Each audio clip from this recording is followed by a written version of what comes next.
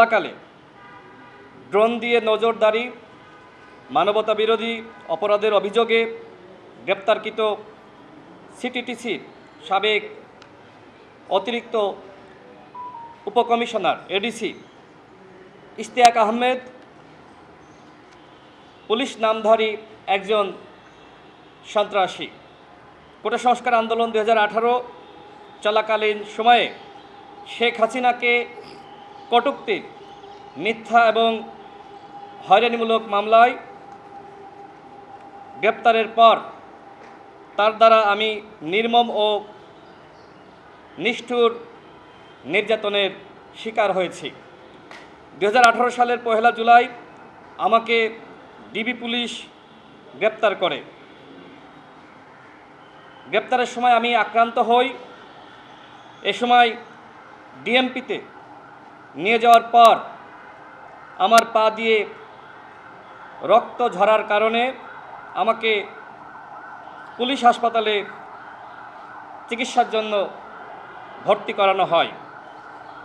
প্রাথমিক চিকিৎসা শেষে ডিএমপির সাইবার ক্রাইম ইউনিটে নিয়ে যাওয়ার পরপরই এডিসি ইশতিয়াক আহমেদ আমাকে অকথ্য ভাষায় গালিগালাজ করে, আমার মা বাপকে সম্বোধন করে গালিগালাজ করে আর বলতে থাকে আমার চেহারা চোরের মতো, আমি শেখ হাসিনাকে গালি দিয়েছি।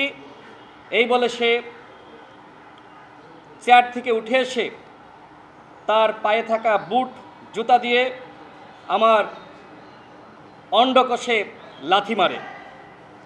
আমি তখন চিৎকার করে উঠি। সে আমাকে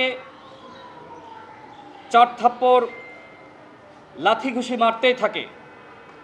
এ সময় আমি দিশেহারা হয়ে বারবার তার পা জড়িয়ে ধরতে যাই। তিনি এতটাই অমানবিকভাবে আমাকে নির্যাতন শুরু করেছিলেন যে আমি আর কোনো কুল কিনারা খুঁজে পাচ্ছিলাম না। আমি তার পা জড়িয়ে ধরতে যাই। এরপর সে আমার হাতে একজন এসআইকে হ্যান্ডক্যাপ লাগিয়ে দিতে বলে, মুখে গামছা ঢুকিয়ে মুখ বাঁধার নির্দেশনা প্রদান করে যাতে আমি চিৎকার না করতে পারি।